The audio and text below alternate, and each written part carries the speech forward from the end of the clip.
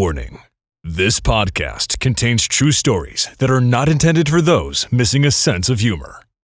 Any resemblance to actual events or allegations are purely coincidental.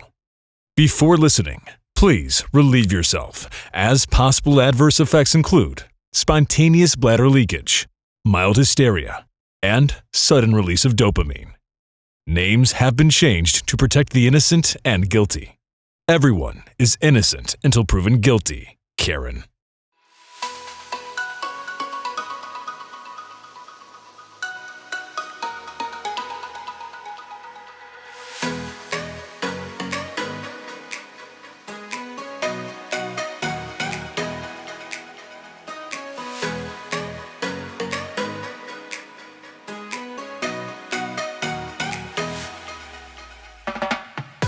Welcome to Coding Consultant Confessions with Tony Elholmes, Stacy Buck, and Victoria Mole. Unfiltered, unedited, unapologetic. In this podcast, Tony, Stacy, and Victoria come together to share unique perspectives, engaging dialogue, entertaining commentary, and funny stories for those working in the healthcare industry. And now, here are your hosts, Tony, Stacy, and Victoria.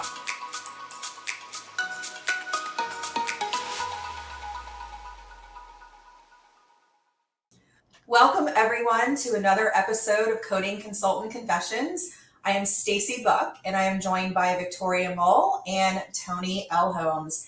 And today we're going to be talking to you about entrepreneurship.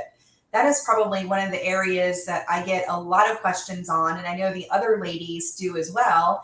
And since all three of us have extensive area in this experience, we wanted to take this episode and share with you some of the pros and cons of being an entrepreneur, and then also share our top tips for aspiring entrepreneurs. So if you've ever thought about starting your own business, this is definitely the episode for you. So welcome everyone. So Victoria, I'm going to start with you. Have you always aspired to be an entrepreneur? Is that something you thought about growing up, or did it come later in life? And what made you decide to take that leap into entrepreneurship?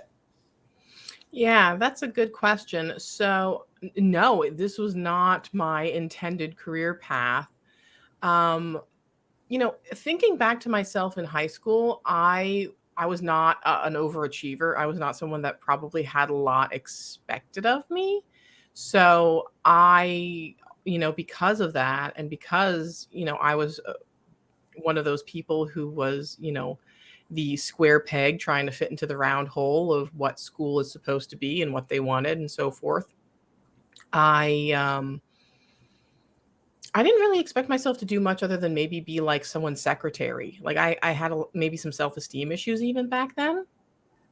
And I've talked about my story in the past about getting into medical coding and what kind of like my mother had suggested it, and I was like, no, and wind up falling back to it and falling in love. When I started out in medical coding, I started out in charge entry, and we had brought in an independent instructor, and they said, we need certified coders. So this person's going to teach you how to become a CPC and teach you coding. And I was very enamored with that thought of kind of independently teaching classes. Like, I didn't think the material that the AAPC provided at the time was very engaging. So I'd always kind of wanted to build on that. And I really like that concept of eventually maybe doing my own coding classes. So it had been a goal of mine, but I didn't really think of it along the lines of also being a business owner. Like, that connection wasn't made at that time. Like, that was like, oh, I want this goal of, independently teaching and preparing for the CPC. But I didn't think of that as being like a businesswoman, or recognize the fact that I would have to like manage my finances, that I would have to register or get licensures or whatever the heck I would have to do.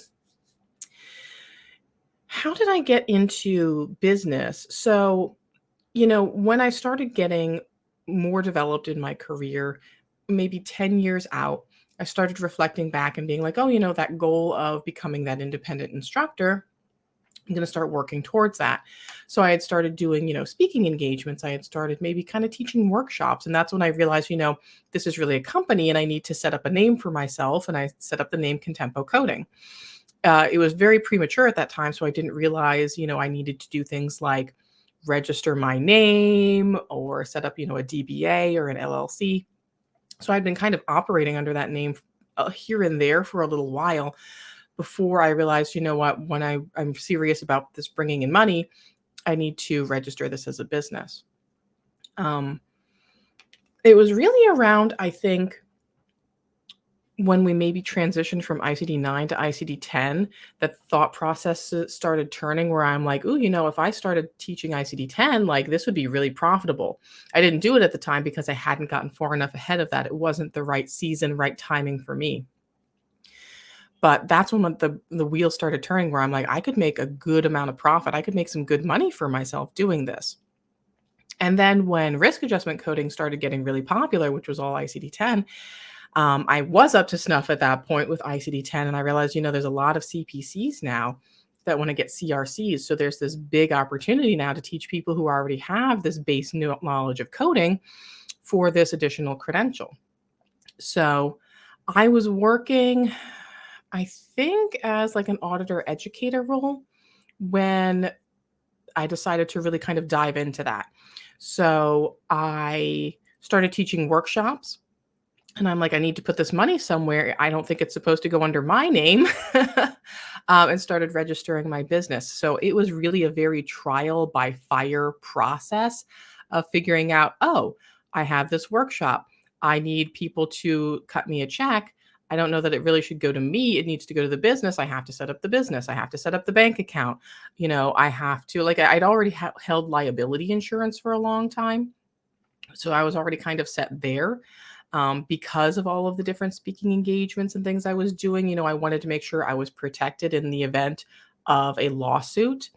So I already had that established, but there was just a lot of that odds and ends, like trying to figure out, okay, well, now that I've got all this money, like, how does this get filed to the IRS? Like, do I just file it under my taxes? Because I had previously done, prior to medical coding and stuff, I was like a pop culture blogger, and I would do blogs and I would run ads on my website. So I would get these like little pittance of accounts from like Google AdSense running ads on my website. And when I had gone to, file my taxes at the end of the year, it wasn't a lot of money. So they're like, oh, it's more so hobby income. So we'll just file it there as hobby income, and you have to pay the tax amount on that. So it was a different transition to go from that mindset of, oh, this is additional hobby income to, oh my gosh, I'm making a lot of money. And now this needs to really be a formalized process. There were definitely things that, because of it just being trial by fire and me Googling like what I need to do, I probably could have done more efficiently or cheaper to start out with. Like I had gone through like LegalZoom, I think, to set up my business. And I probably could have had an accountant or someone set that up for an absolute fraction of the price of what I set up. But I wanted the ease at the time. So I just threw the money there and I'm like, go ahead and, set up the company. So yeah, once I started realizing what I was doing in business and that I had to learn more about business, that's when I kind of embraced that role of, entrepreneurship. And I started researching more about, startup businesses, running small businesses, becoming a solopreneur, following people like Gary Vaynerchuk and learning about all the different mindset shifts that I needed to make in my life. So it's still a learning process. I still learn a lot about entrepreneurship and all of the different, legalities. But one of the best things that I've done is really just recognize when I need to pull in an expert and bring someone in who has that expertise that I don't have. Absolutely. So that's interesting. So, I would consider you a highly successful entrepreneur, and it was never on your radar. You just kind of step by step were navigating through your career. And I feel like with you, it really kicked into high gear with your YouTube channel. Yeah. That's what really took you to another level and like opened up the world of entrepreneurship, which is so cool because you're just like, I want to make cool content. I want to do this differently. And did you ever imagine that it would become as huge as it has? Did you ever, obviously everybody aspires to that, but were you surprised at how quickly you were able to gain the success that you did with YouTube? It was shocking. Always it was the goal, and then when you hit the goal and you see it surpassing, and you make the next goal and you see it just continuing to rise, like, it's shocking. It's still a little scary because there's some people out there that will say, because of influencer and social media, I guess, promotion and stuff still being a fairly new culture, that social media careers tend to not last very long. So now I'm in this balancing program where I have to, keep up what I'm doing and prepare for the fact that, how long am I going to be able to ride this out? Is it going to only be for 2, 3 years? Always watching those analytics and seeing if things are going to dip. But yeah, it's definitely interesting. I believe, if I remember correctly now, like, what I've seen out of just the channel income alone has basically replaced what I used to make as an auditor, which is really cool. And yeah, so there's a lot to balance now between, okay, the base, the foundation is the channel, and I have to keep that going. But also I have to make sure that if that starts to crumble, like, I have other things going on over here. I have, a consulting project, or I have some sort of coding backlog that I'm working on, or webinars, or, affiliate income is huge for me right now. But again, that fluctuates. That could be down here one month and then way up, the next month. So it's, trying to make sure that it's not complete feast and famine, that it's somewhere in the middle. Yeah, that's when we get into like the pros and cons and all that. That's something I'm definitely going to talk about there. But just like a quick comment that I'll make is that as an entrepreneur, I feel that one of the best things you could do is have diversified streams of income. Because if one goes down, you need to have something else. You can't be reliant on one stream as your main. I mean, it may be your main source today. It may not be your main source a year from now. And when I had struggles in my business, I used to do all consulting income, outsource income. Well, when that business dried up for several years, I was barely making any money. I was just skating by. And then I eventually started the online course. And I said to myself, if I had had this in place years ago, I wouldn't have had to go through those lean years. So what I've found is when my consulting goes up and the online course is down, I'm okay. And then the reverse, the course is up and the consulting is down. So it keeps it more level. With that. But I mean, I wish I could, get enough traction on a YouTube channel to, make that kind of money just for making like, cool and just talking, because I love talking. If I get paid, I've always wanted to be like the keynote speaker that gets paid $25,000 to show up and talk for 60 minutes. Like that would be like my ultimate dream if I wasn't doing like what I was doing. So Tony, so you obviously are a very successful entrepreneur. And so when, little Tony, when you were a little girl, were you always thinking ahead to someday I want to, be a business owner? Or was that something that came later? I think you, like me, you might have been in Future Business Leaders of America. I think we had that discussion, maybe one time. But so share your story with us and how you came into entrepreneurship. Yeah, so I can definitely relate to some of what Victoria said about like not really having a concept of what an entrepreneur is at a young age, and really until I got more up into leadership and management roles did I start to even have a concept of what that word meant. As far as my background, I came from literally nothing. I am 100% self-made. I struggled. I didn't have lots of resources. I didn't have stable parents growing up. So I always knew that I was going to be really successful because of the environment that I was in. I knew that I needed to pull myself out of that because it was just, not what I wanted for my future. So I had no idea what an entrepreneur was at that time in my life. I felt like really the path for success was to get a good job, work really hard, work your way up the corporate ladder. And for a long time, people stayed in jobs for their entire careers. That was the thing that the boomers did, and a lot of the generations that we have in the workplace, the older generation in the workplace, they're used to having that, that one job for their life, or, a couple of jobs, but not more than that. And so that's recently shifted in the last, I'd say, 5 years, where it's become more normalized and accepted to have, different jobs and make transitions. But I didn't know what owning a business was. I mean, they don't teach you about entrepreneurship in school. They don't teach you about that in high school. They don't say, like, you can go out and be a successful business owner, and you can, do all these great things. It's more of the traditional career paths. If you're really smart, then they'll push you into things like medical school, or, like being a doctor, or being a lawyer, or being a teacher, or, being a nurse. Those are the career paths that are really heavily pushed in school.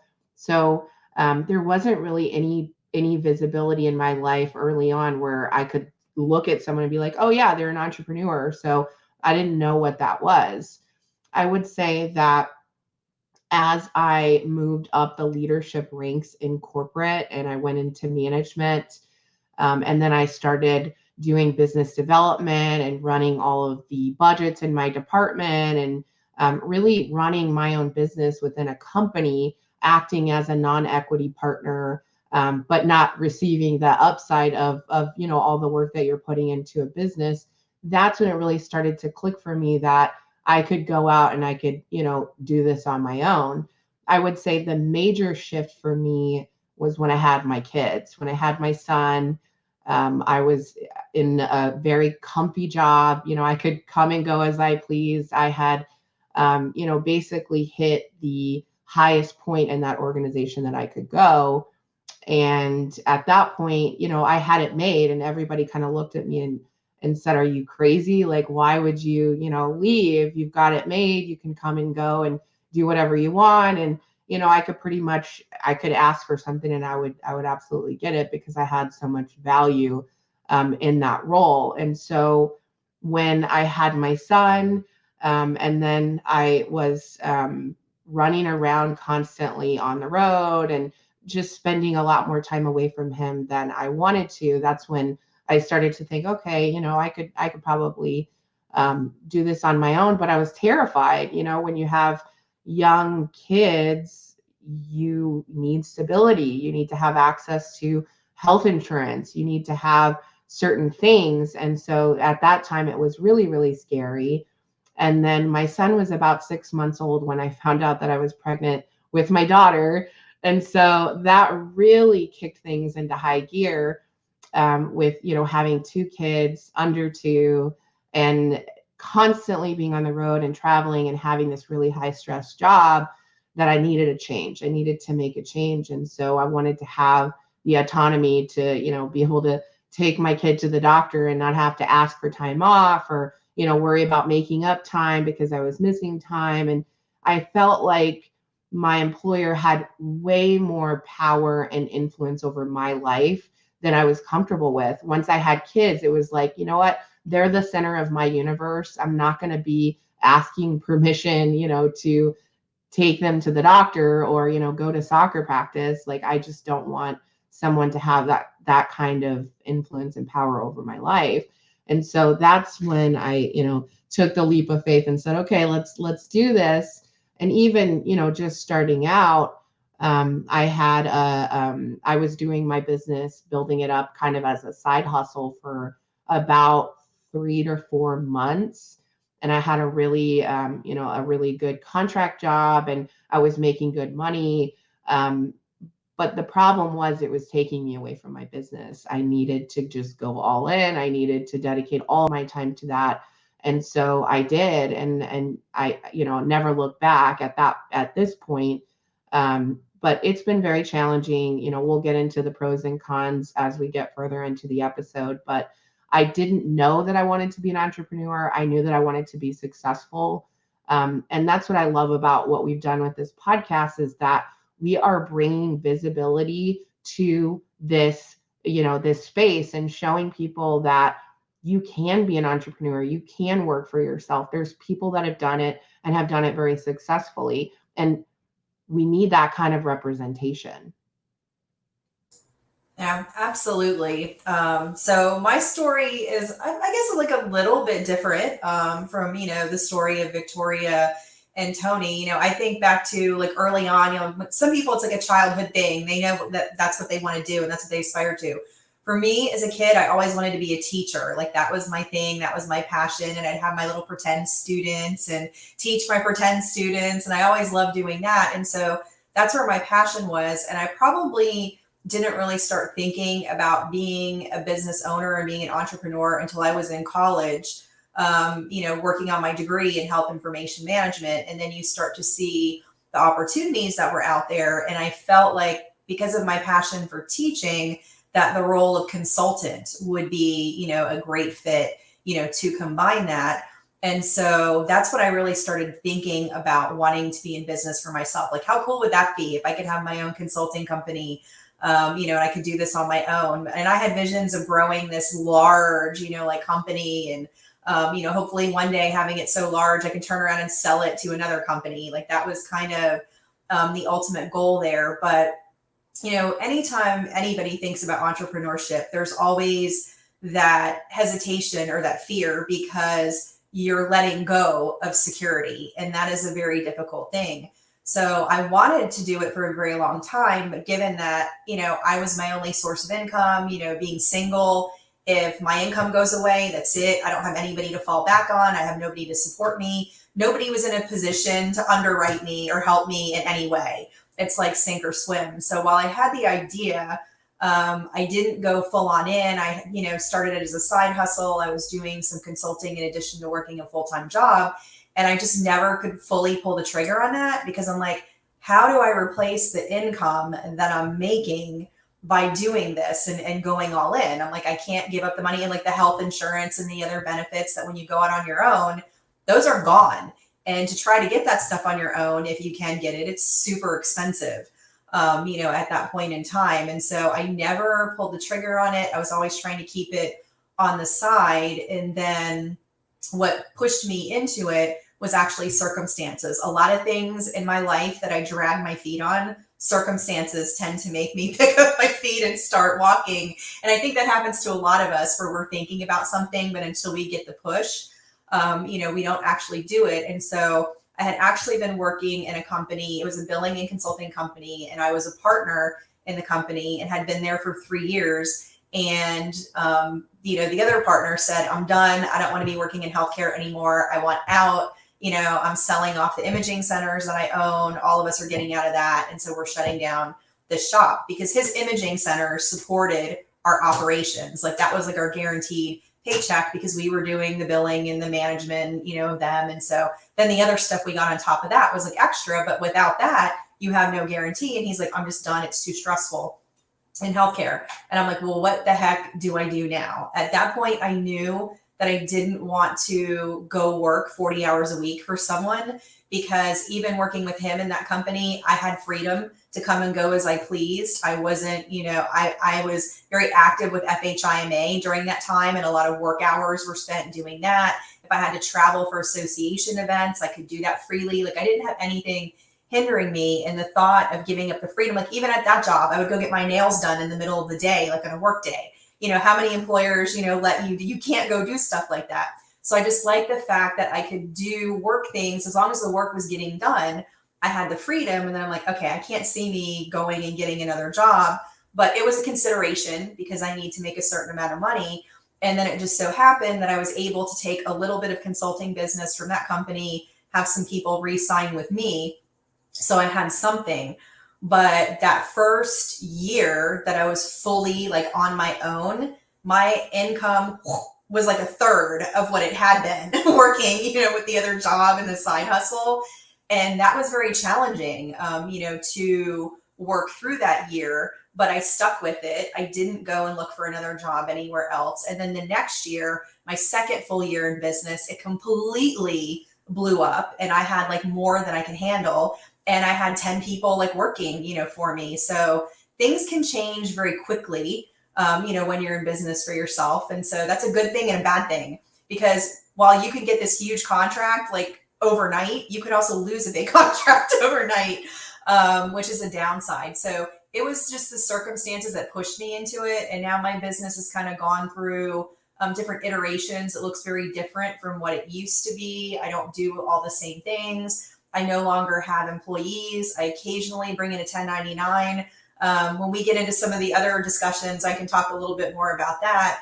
But it's the best decision that I ever made. I'm glad that circumstances forced me into making that choice. And I've had tons of job offers over the years. And I always tell people there is not enough money in the world that you can offer me to work for you. I even had a client say, will you come work for us, full time? Are you interested? I said, not even if you paid me $1 million a year, would I come and work full time? Because once you have that taste of that freedom and of choice, and I know this is, you talked about it, Tony, that's why, because you wanted the freedom, you wanted to be able to have that flexibility. Victoria, I know that's huge for you to have, that flexibility. And that's, I'm kind of getting a little ahead, but I'd say that's the biggest pro. I mean, right there, it's just that freedom and flexibility that we all want. So let's get into talking about the pros and cons of being an entrepreneur. So Victoria, tell us your biggest pro, and then tell us your biggest con that you feel is associated with entrepreneurship. Biggest pro is kind of same along the lines of what Tony said, like not having to ask permission, and not even just like the schedule flexibility of not having to ask permission about, I don't want to start today until 10 o'clock, but then I'm also going to work to, I'll work till 10 o'clock, but then I'll work an extra hour here and then I have to take it, and like not having to play Mother May I. But even just I don't have to go up the chain and ask permission. Does this slide look okay? Is the formatting on this okay? Is it okay if I contact so-and-so and do this? Like that autonomy of like, I get to be the decision maker. I don't have to sit around and wait on a good idea to make sure that everyone else can see my vision and also give it the stamp of approval. Like, if I have a good idea for a video, I make the template, I record the video, and I upload it. I don't have to ask permission that I have to put it on a certain day. I don't have to ask permission that I can use this or can't use this, or, oh, this person might, not like the way that looks, and slow down that whole process. Sometimes when people come to me and they want me to even create content for them, it's like, it's tougher because it's like, now I have to put myself in a totally different mindset of what do they want versus the creativity of like, this is just what I'm going to put out for me. And sometimes that switch, like it almost like doesn't even click over. Like someone's like, can you make this content for this? And I'm like, I don't know why, but there's just like a mental block there. Like creatively, I can't figure out what the heck this is supposed to look like. And I can do it for myself to no end, but with other people, it's just like, it's tough. So I think that's my favorite pro, is that I get that full control over everything. Are we talking about cons right after that, or are we just going pros right now? No, go for the con. The biggest con is, having to balance your professional life with your home life, especially, I'm a solopreneur. So I am in control of just about everything. I also have kids that I have to be responsible for. I also have a household that I have to be responsible for. My boyfriend, we've been together almost 8 years. He works for me on a very part-time basis. So he like ships out books for me. He runs reports. He's recently started, like we've doing 3D printing. So right now he's working on printing little tiny magnets that look like CPT and HickPix books and ICD-10 books, so I could sell them on Etsy. And he's my house husband, but also, does he do the dishes every day? Yes. Does he deep clean the kitchen? Yeah, maybe not so much. So it's still like trying to work and also not notice, oh, there's fingerprints all over the banister that need to get cleaned, but I have projects that I need to finish. And my kid wants breakfast, and, just trying to balance everything when you're in, like, I am the business. even though Chuck technically works for the business, if something happens to me, he can't like go out and record the YouTube videos. He can't do the affiliate projects. He can't sign on for the 1099 coding whatever's I'm doing at the time. So that's one of the things that really I think scares me sometimes, is knowing that like if something would happen, if I'm in a car accident and I can't work for a few months, like what the heck happens to the business? Yeah. So get somebody to clean your house, like pay somebody to clean. This is something Yes. that I started doing recently, okay? And I'm like, oh my gosh, I should have done this like way sooner, because I've gotten so busy this year, like busier than I have been. I'm like, when I have free time, I don't want to be cleaning. And so I just like made that happen. I had a cleaning crew come in and like deep clean about a month and a half ago. And they did every nook and cranny, everything. They were here, 2 ladies, 6.5 hours. So it's 13 hours of labor going on in my house. And I'm like, this is amazing. I'm like, because I don't clean like deep clean when I clean. Yeah. I'm kind of lazy about that. So it's a great investment. You'll love it. You'll have more time to go vacation and go to Disney and enjoy yourself. And just, I mean, I know Tony, I know. Stacey, definitely cleaning lady. Like she's like spot on. So I'm Yes. gonna keep investing in that regularly. I told you, I'm like, I it's just so worth it. It's the best luxury, and if you can have it, you got to get it.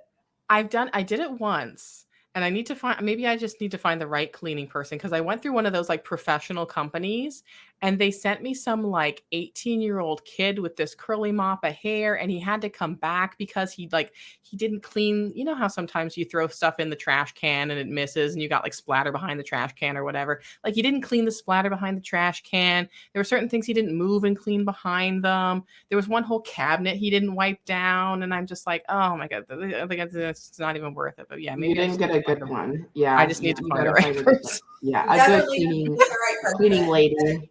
Yeah, I have the same one, and she's been with us for a while, and she is like part of our family. She's amazing, and she's just so sweet. And cleaning is so stressful, and I feel like cleaning is also very related to mental health, right? You look around and everything's dirty, and then you feel like crap. And so having a clean space it's the best thing ever. Yeah, I have felt so much better like in my house, and that like kicked off a whole thing. Like after they cleaned, then I had somebody come in and professionally clean the tile and the grout. Like I'm like going like, you know, all in like on this stuff, and I'm doing all kinds of home improvements because that kicked it all off. And so, and I have to thank Tony for this, because she was supposed to come visit me back in May. Okay. She did it and ended up being canceled because I ended up getting COVID after I saw her in Orlando. And so we canceled her visit to me. But I'm like, okay, I've been wanting to get the house cleaned, and I'm going to have a guest. I have to have this professionally cleaned from top to bottom. So if not for her visit, I probably still have been procrastinating. And so it just set off a nice chain of events, and my house is looking better than it has in a really long time. So thank you, Tony. No Even problem. though the trip didn't happen, there was a lot of good that came out of it. But we'll reschedule at some point in time. Stupid COVID. So anyway, so what are your pros and cons, Tony?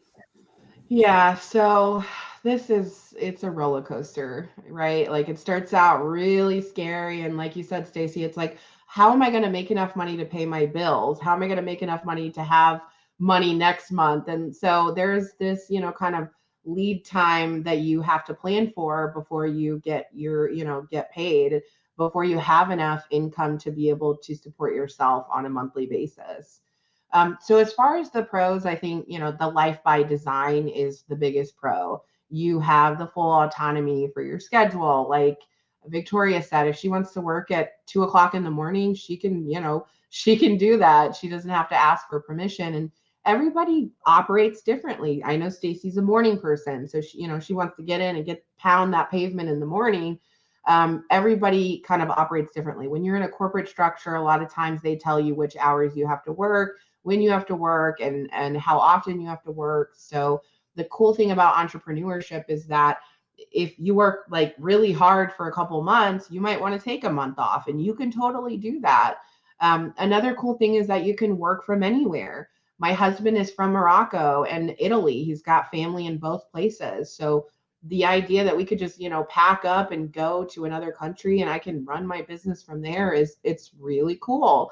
So you don't really always get those opportunities when you're employed because they have restrictions Some companies only require, or a lot of companies require you to be in the United States in order to do your job. I know physicians, they have to see patients and be in the United States in order, for telehealth to be paid. So there are a lot of restrictions related to that. You have full autonomy about the types of projects that you take on, the clients that you work with. I have no qualms with firing a client and saying, goodbye, this is not working, because I can, because I'm the boss. And so that's another huge pro.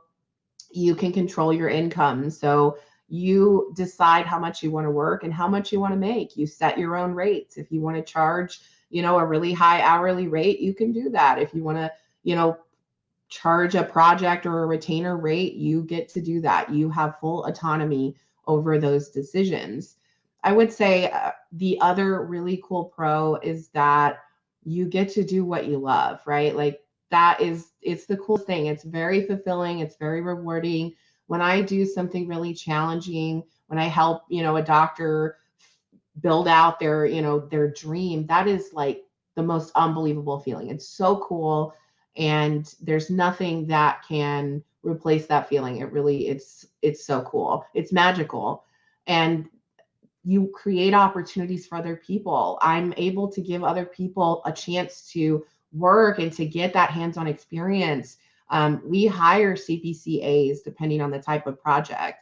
We try to find people that don't have a lot of experience so that we can train them and mold them to be able to grow and to help support us, because we do very different things than a traditional organization. We're very diverse. We're more act as advisors and on the higher level things. So it takes a really unique and special person to succeed in this type of environment. So being able to create those opportunities for people is incredible.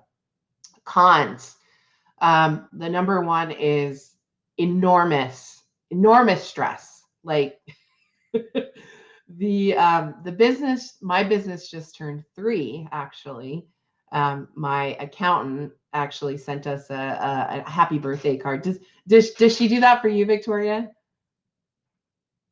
She did. At my 1-year anniversary, she sent me a little happy birthday to tempo coding card. Yeah. So yeah, happy birthday to Alpha Coding Expert. So 3 years ago, started my company, and I have aged a lot of years in those 3 years. Like it's been very challenging, enormous stress, right? You're responsible for people's livelihood. I've got employees, that depend on me. And if we don't have enough business to keep them busy, then they start getting nervous.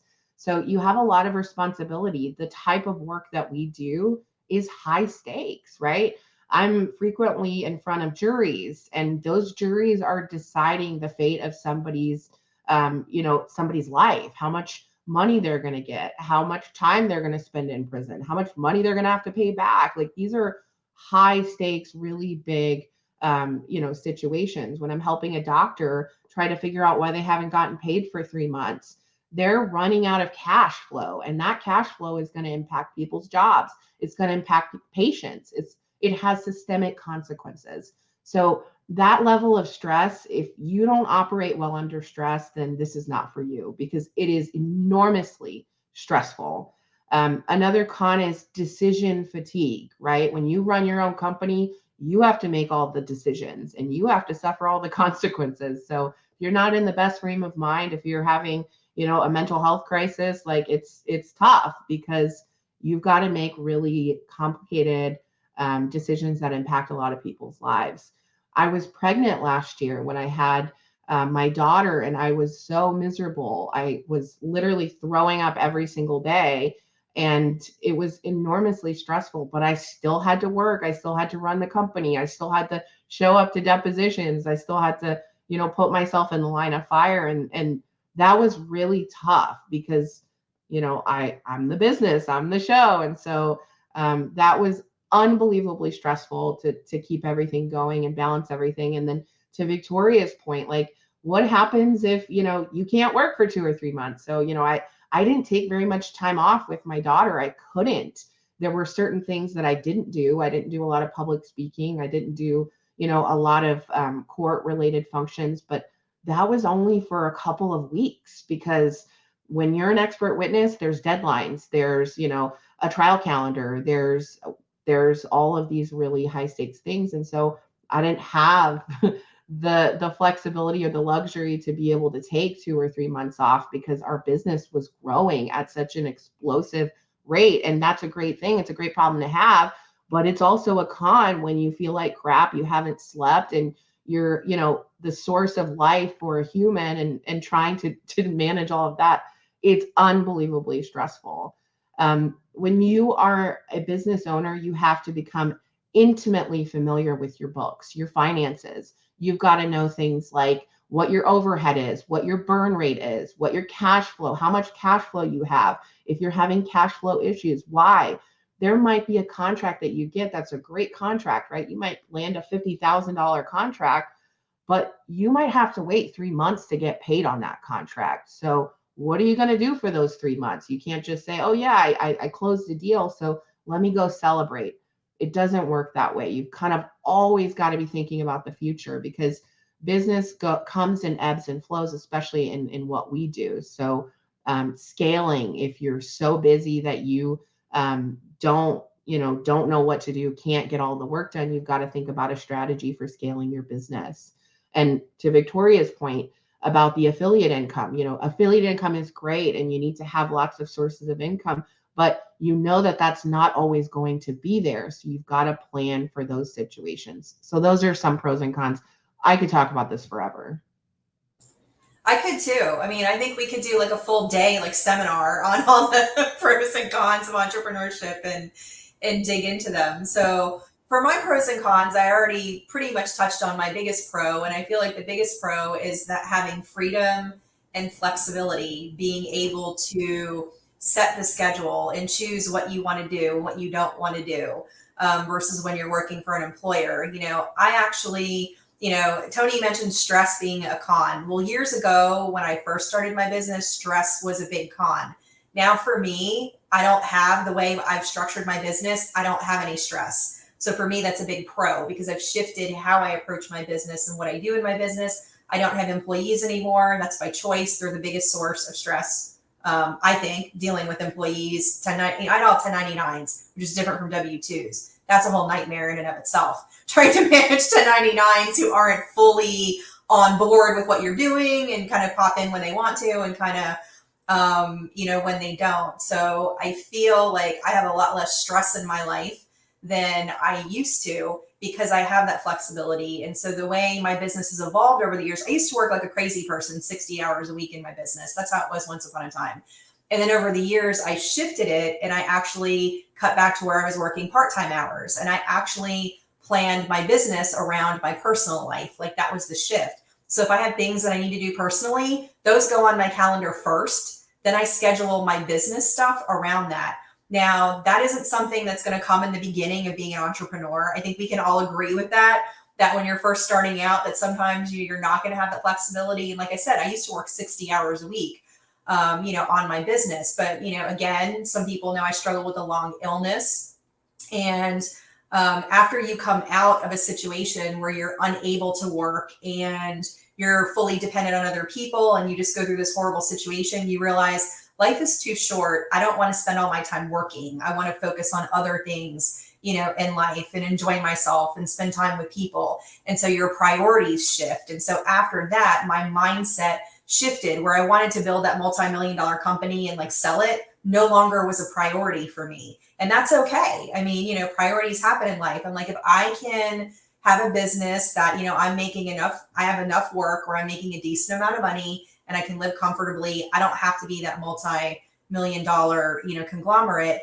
And a pro for me actually was when, I did have the illness, I had my own company. That happened to me in 2010, which was my most successful year, second year in business. And it was amazing. It was busier than it had ever been. And I couldn't work for like 8 months. And so I had to delegate to people. I was bedridden for most of that time.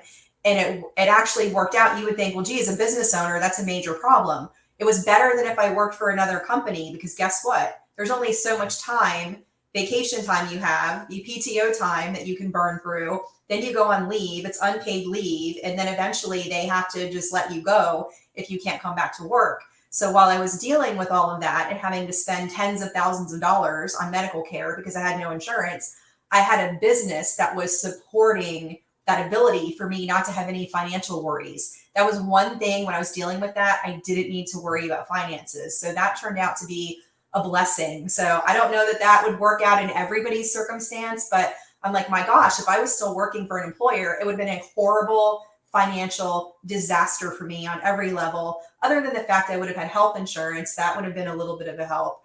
But overall, it's just that freedom and that flexibility, again, to kind of set your schedule as you want it. I feel that there are a lot more cons than pros, I'll be honest, but I place more value on the pros, their higher priority, than the cons kind of, detract, I think, from being an entrepreneur. So I think that one of the biggest cons with being an entrepreneur is when it comes to your income and dealing with fluctuations in income. And Victoria mentioned, that feast or famine.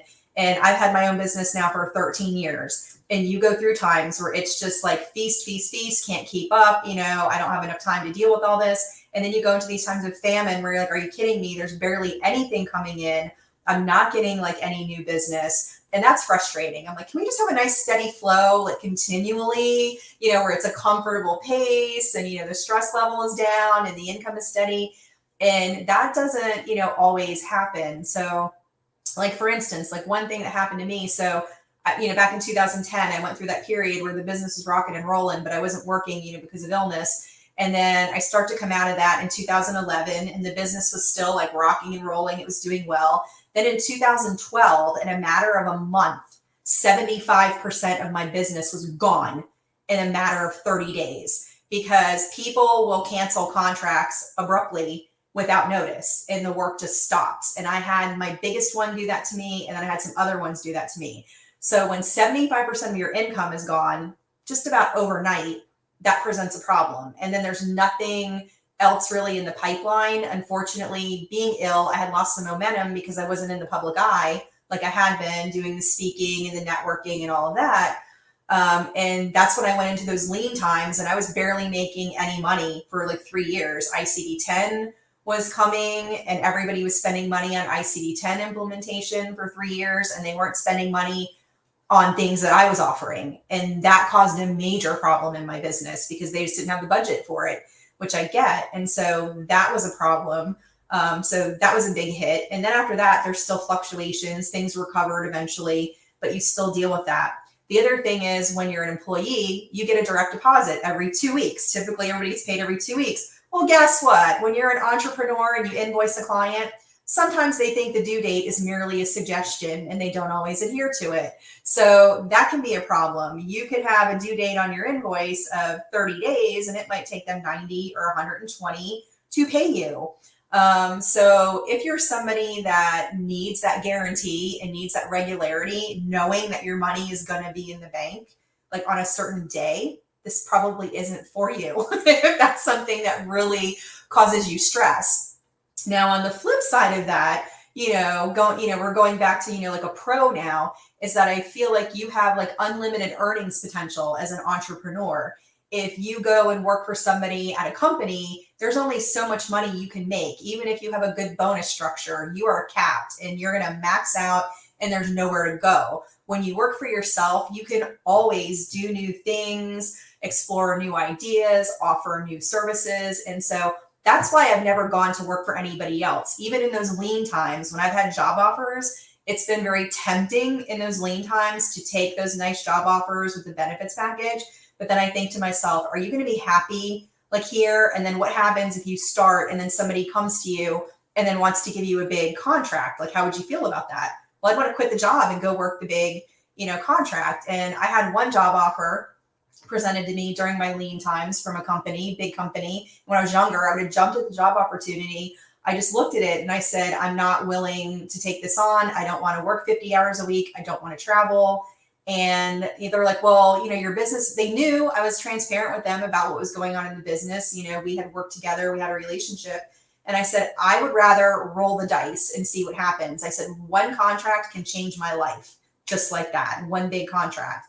And I said, I actually put in a bid for a $300,000 contract that I could work all by myself. I wouldn't need to have anybody else do it with me. And I said, now, am I going to get it? I don't know. But the point is, if there's a chance that I could get something like that, I don't want to let go of those types of opportunities and then sell out to somebody else because they own you. And it's like my mom used to always say, you need to stop letting other people get rich off your brain. You need to make money off your brain. Like that was like always her thing. She still says that to this day. You need to make money off of your brain.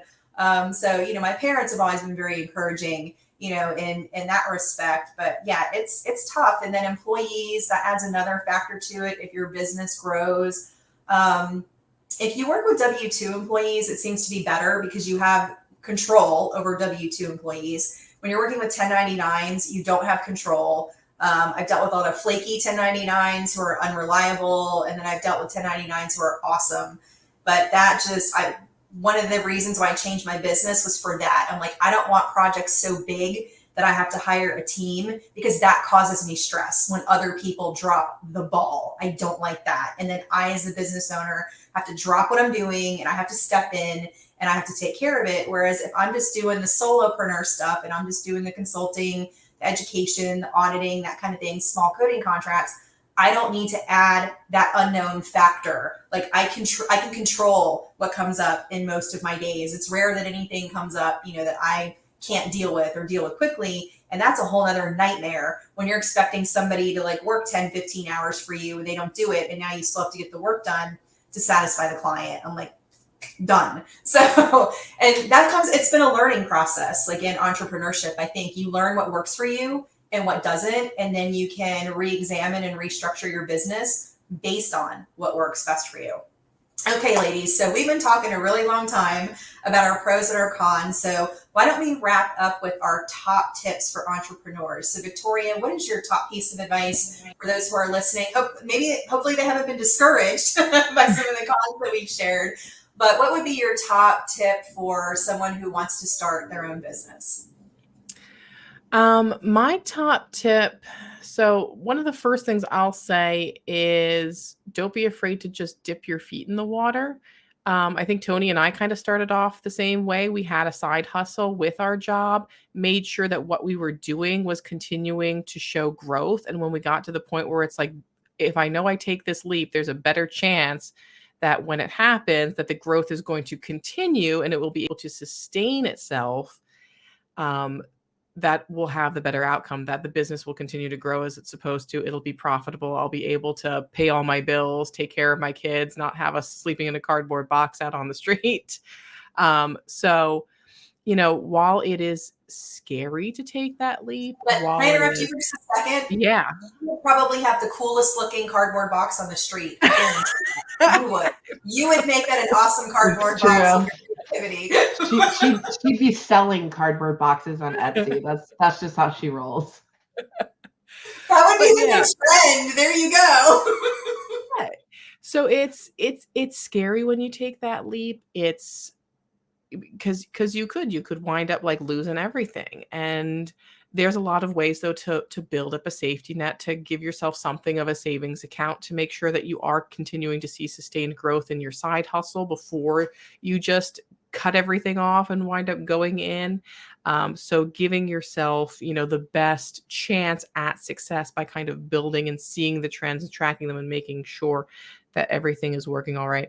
My other suggestion is make sure that you're building a very strong foundation. I kind of didn't have my business structure correct from the start. Like I wanted to set up as a DBA, and I really should have just gone right into an LLC. So I think when you're really looking to set up your business structure, pull in an expert at that point and really make sure that you do it correctly from the start, because it's harder to fix it when you're further along versus when you've just set it up right from the get-go. Definitely. I can agree with that. We all kind of make those like oopsies like along the way and setting things up and kind of like miss things. So Tony, what is your top tip for wannabe entrepreneurs? Yeah, I think what Victoria said about outsourcing, hire experts, like that's really important. Although you may be able to do it, you're not the best person or the most qualified person to do it. So, just kind of piggybacking on what Victoria said about the corporate entity structure, this is a big deal. You have a lot of consequences if you make the wrong mistakes. You've got tax implications, legal implications.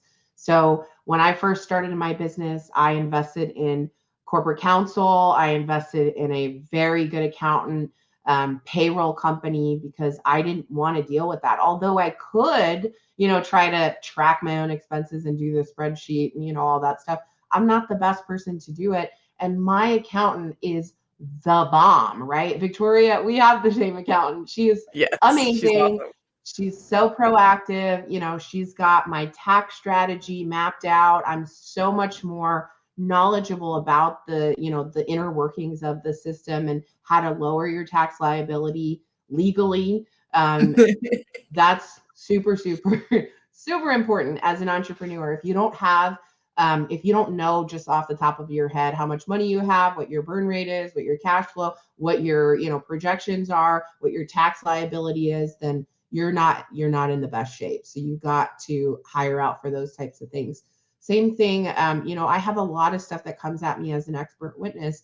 I get hit with subpoenas. I get hit with requests for production of documents. I get hit with motions to suppress, motions in limine, all of these like complicated legal proceedings that if I don't have an expert to respond on my behalf, I can be in contempt of court. Like I could be, in hot water. So like this is, high stakes stuff. You've got to hire experts and they're worth their weight in gold. It's just like us, right? Doctors don't hire us and then we come in and we do the damage control after the fact. And it's a heck of a lot more expensive on the back end than it is on the front end. So hire out. Entrepreneurship is all about mindset. So pour into yourself like it's your full-time job. When I was first starting my business and I didn't have as much business, I just dug in. Like Victoria said, Gary Vee, successful entrepreneurs that have already done it, you need to align yourself with them. You need to talk to them. You need to, get on their radar, not, reach out to Gary Vee and say, mentor me. I want to be an entrepreneur. I'm talking about like align yourself with people in the industry like us that have done it. And if you go about it in the right way, we'll be more than happy to help you because that's what this is all about. So you've got to pour into yourself like it's your full-time job. The more you grow, the more your business grows. And then just lastly, we've already touched on this, but you want to get away from trading your time for money and you want to learn how to make money work for you because you can only bill out so many hours in the day, right? You can only make so much money if you trade your time for money because time is our most precious asset. So figure out ways to make money work for you. If you're doing well, diversify your portfolio. Those are just some tips. Yeah, those are great tips. So, I mean, I have like a few. I won't elaborate on like all of them, but I think one thing I would say to that person just starting out, don't try to be a jack of all trades out of the gate. Just pick with the thing that you know the best, that you're the most successful in, the most knowledgeable in, and start there. Trying to do like everything is a recipe for disaster, I think. And I know we touched on that in another episode that we talked about. The other thing that I would say is definitely like know your worth. What I find when people are starting out in a business, they want to set their rates very low to get business. And I do not recommend doing that. You have to know your worth. You have to know what the market commands because you don't want to shortchange yourself. You don't want to be working a bunch of hours and not getting, a decent rate of return for the time that you're putting in. But I can tell you from my experience as an entrepreneur, when I started out with lower rates in consulting, and then when I raised my consulting rates, I actually started getting more business when I raised my consulting rates. And I did so based on the advice of a consultant who had many years in the industry, said to me that clients, the kind of clients you want, perceive value in a high dollar amount. If it's too low, they're going to say, what's wrong? This person might not be qualified. Like there's something like not right here. So I'm like, and as soon as I raise my rates, guess what? And then another consultant I talked to, she goes, by you setting lower rates, you do a disservice to the rest of us that are out there. So she gave me the flip side of that. Got it. Raise the rates. Now, once I started getting into things and my rates were higher, sometimes you have clients that want to negotiate with you. So I would negotiate to a certain degree, like in the beginning with clients. And what I found is clients who wanted to nickel and dime you and get you down on your rates were always the biggest headache and sucked the most of your time. That was true every single time that I would bend and the ladies are shaking their head on my rates at all. And I would regret it. And you know what? The people paying me top dollar never bothered me. They left me alone. They let me do my work. So I was getting paid more from this group of clients over here. And it was very manageable because they didn't have a gripe and a complaint about things and all these extra demands on me. You know, everything like worked. And then these people who got me to reduce my rate were the biggest headaches. And so after that happened a few times, I'm like, I will never do that again. I'm like, the rates are the rates. The only time anybody gets a discount is volume. If there's a high volume, then you get a volume discount, you know, on the rate, on the base rate, but that's it. Other than that, the rate is the rate is the rate. And if you want a low rate, you're a headache, you're a problem, and I don't want to work with you. So when people walk away because your rate is too high, they're doing you a favor. That's been my experience. And I've seen a lot of people brand new in business who go for that low ball and they get to business and then they regret it because it's a lot of time for a little bit of a return. And then the last thing I would just say is don't give up. If you decide to do this, you have to commit to it. It is not for the faint-hearted. You are going to make mistakes. You're going to make costly mistakes. You're going to make very painful mistakes. But the important thing is to learn from those mistakes. There are certain things that I did in business one time that I never did again because it was so painful to have to deal with the consequences. And while it's painful to go through it, you will never forget that lesson and you'll take it forward. So you will make mistakes, you will have failures, but it's just so important to grow and learn from those failures. And then over time, they make you stronger and they make you better. So those would be my top tips. So ladies, any final thoughts? Victoria, Tony? No, I just have to agree. Like the people that want to gain your attention right away and be like, oh, you know, can you come down? Can you do this? Can you do that? They're going to continue to do that. They're going to continue to expect you to make exceptions for them. They're going to continue to call you at ridiculous hours. They're going to continue to, you know, want you to respond to an email within 5 minutes. They're always the biggest pain in the ass. I second that every single time, Stacy, every time. It is without fail. And like you said, Tony, like you can fire like a client, like if it's, or maybe Victoria, I don't know who said it, but you can just fire somebody. And that's the great thing where when you're an employer, with an employer, you're stuck. And if something's not working, you just agree to part ways with the client. I mean, I only did it like, twice. I was going to do it once and then the client did it, which was fine. Because then I got an early termination fee on the contract. Yay, me! Because they canceled it because it just wasn't working. And then another one, it was a mutual, thing. We just decided, you know what, we're both going to go our separate ways. Nobody, and just we're going to, call it a day. So, that's kind of cool to have that ability that you don't have to keep working with someone that you don't have a good relationship with. So that's another benefit. So before we wrap up, okay, we did like the negotiation episode where I showed off shoes. And so I'm going to start showing off shoes. It's going to be my thing. So I want to show people real quickly my latest purchases. And the ladies already seen these because I saw it on Facebook. So we'll call this segment Stacy's. We got to come up with a clever name. The title for it. Something, yeah. It's like call Stacy's shoe show and tell. So these are my latest acquisition for my collection. And here's the best part of these beauties is that I only paid $15 for these. So you all remember me saying I don't pay a lot of money for shoes. These are $100 shoes for $15. So it was discounts stacked upon discounts and VIP passes and rewards money, and I got it. So those, and they're in my favorite color. And then this is total impulse buy. I went in the shoe store last week. And it's a shoe purse. Can you stand it? My two obsessions, like purses and shoes combined into one. Now you can't fit anything in this purse. It's the size of a shoe. I can't even fit my phone in it. So I'm like, okay, what can I put in this cute little purse and take it around with me? So I just thought that was super awesome and unique. And I paid more for this thing than I did for most of the shoes in my closet, just because I'll probably never find this again. So I did go ahead and get that. So I'll probably be rocking the shoe purse at FHIMA at some point while I'm there. This episode's going to air after that. So anyway, I just wanted to show off those new acquisitions for my collection.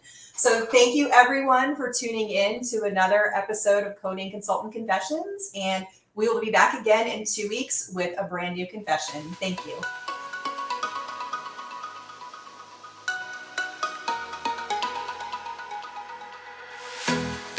Thank you for tuning in to Coding Consultant Confessions with Tony Elholmes, Stacy Buck, and Victoria Mole. Unfiltered, unedited, unapologetic. Connect with the Coding Consultant Confessions podcast on YouTube, LinkedIn, and Facebook.